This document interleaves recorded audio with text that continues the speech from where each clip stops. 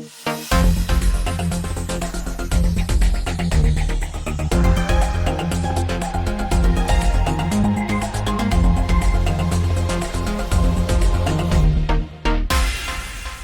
следите неделното интервју на Радио Слободна Европа, почитувани. Наша денешна гостинка е извршната директорка на Financing Благица Петрески. Господјо Петрески, здравствените власти очекуваат со почетокот на есента коронавирусот засилено да се шири, па дури се размислува и за нови рестриктивни мерки. Колку македонската економија може да си дозволи ново затворање како што имавме пролетоска? Таков простор за затварање на македонската економија сметам дека не постои, затоа што оние податоци кои ги очекуваме за бруто домашниот производ за вториот квартал се исклучително лоши. Нашите проекции укажуваат дека падот ќе биде околу 12,7%. Сепак тука постојат низа неизвестности и зависно колку оние дополнителни затварања се рефлектира по економијата, меѓутоа податоците ќе ги очекуваме наскоро, но сепак таково едно затварање сметам дека нема да го издржи економијата од еден друг аспект, затоа што структурата на домашната економија и компаниите е доминантно микро и мали компании, кои што се исклучително ранливи и не се толку многу издржливи за ваков тип на затварање и ваков тип на кризи. Вашите проценки од април годинава се дека економијата ќе доживее пат од 3,8%, што е на линија и со меѓународните финансиски институции. Се случи ли нешто непредвидено за да ја промените таа проценка? Ние се уште обстојуваме на тоа дека падот на бруто домашниот производ ќе се движи околу во тој ранг. Сепак да проектирате во услови на неизвестност е исклучително тешко. Зависно од тоа каква ќе биде здравствената состојба е на голема непозната состојба и зависно од тоа во четвртиот квартал доколку состојбата исклучително се влоши, може оваа проекција да се промени со тоа што падот би бил посериозен. Во второто тримесечие од годинава, кога беа на сила рестриктивните мерки, меѓу кои и полицискиот час, падот на буџетските приходи е околу 20%, но во јули веќе се стабилизира. Има ли простор за оптимизам? Не би рекла дека тоа е оптимизам, би рекла дека тоа е очекуван тренд на развој на настаните. Единствен оптимизам кој што во моментот може да влее е вакцината. Со оглед на тоа дека Светската здравствена организација препорачува дека стабилизацијата би била за 2 до 3 години на вирусот, тоа по економијата не би можело да звучи многу оптимистички. Втор чекор на оптимизам кој што може да влее е робустен старт на новата влада на полето на економијата.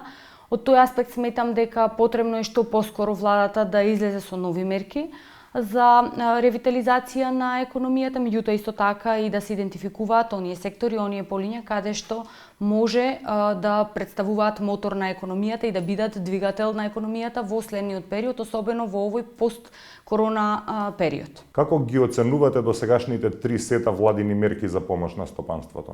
Ние направивме серија на оценки на владините мерки и оценивме мерката за 14.500 денари за помош на бизнис секторот и таа е позитивна. Истата мерка спаси околу 60.000 работни места.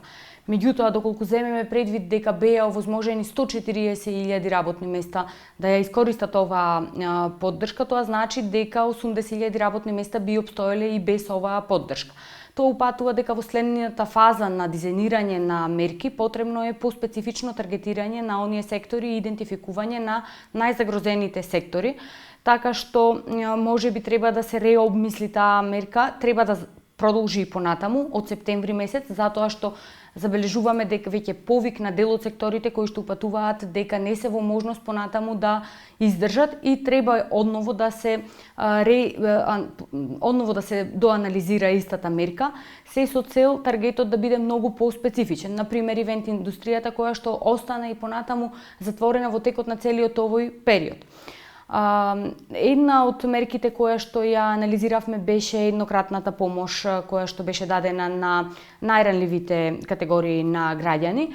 Оваа мерка представува инфузија за економијата, еднократна инфузија за економијата. Меѓутоа, земајќи предвид дека истата беше во предизборниот период донесена, истата повеќе доби слика на предизборна мерка. Во делот на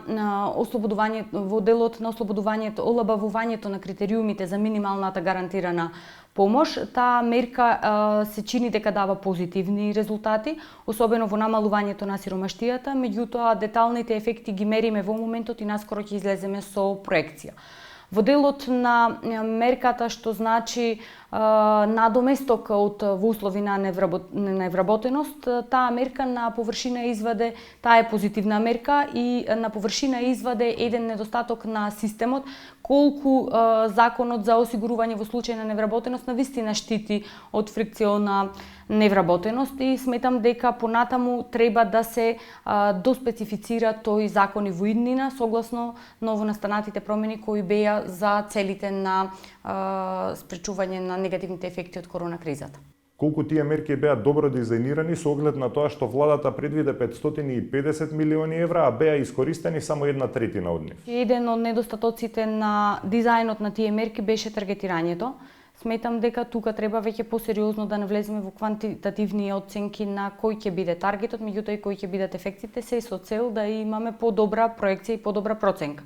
Меѓутоа тоа што не биле искористени вкупниот износ на средства, тоа пак дава простор во следниот период да може тие средства да се доискористат, можеби и на порационален и поефективен начин кон оние сектори, оние компании кои имаат најголема потреба од нив.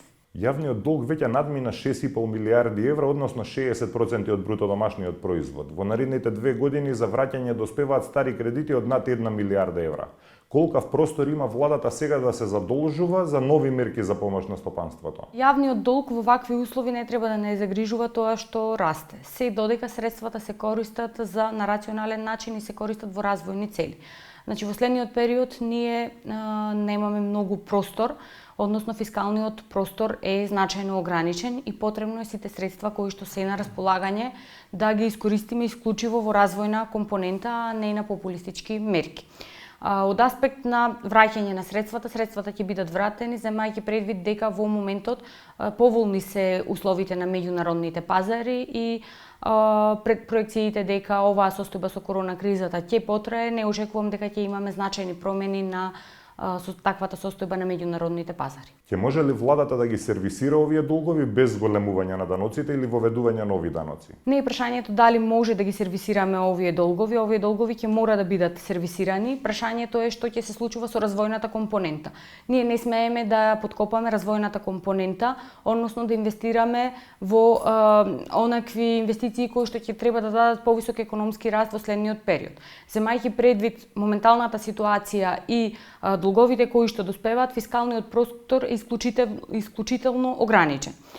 Тоа значи дека мора да се изнајдат дополнителни средства. Може да се две опции се на располагање. Првата опција е да се зголеми основата или базата каде што треба да се наплатуваат тие даноци преку една од опциите е преку сузбивање на сивата економија и тука ќе имаме сериозен бенефит. Втората опција е да размислуваме за пораст на даноците, односно промена на даночните стапки. Меѓутоа, сметам дека пред да пристапиме кон промена на даночните стапки, потребно е тој модел да биде многу внимателно обмислен, се со цел да не искусиме уште едно неуспешно сценарио. Истиот треба да биде да следи после сузбивање на сивата економија, каде што дел од компаниите кои што се редовни плаќачи на даноците ќе бидат и понатаму мотивирани за тоа што ќе има законот еднаков третман, меѓутоа исто така тој модел треба да биде во донесен врз база на една широка консултација со засегнатите страни, а исто така и да има едно оптимално ниво за моменталниот развој на економијата. И за крај, Народната банка неодамна ја затвори Евростандард банката. Како тоа ќе влијае врз довербата на целиот банкарски систем во земјава? Сметам дека нема да има негативни последици од два аспекти. Прво, учеството на Евростандард банка во вкупната актива на банкарскиот систем е само 1,5%, што упатува дека е исклучително мала стапка, а второ, 99,4% од штедачите се со износ на штедење до 30.000 евра, што значи дека најголем дел ќе бидат обештетени преку фондот.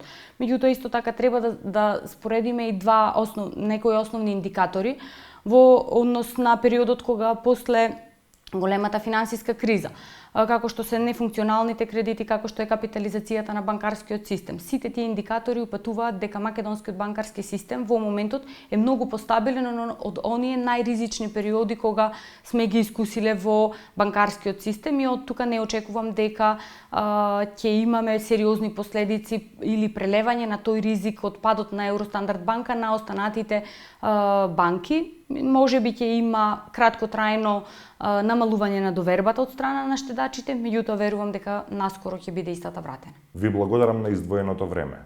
Тоа беше се во неделното интервју на Радио Слободна Европа, почитувани. До гледање.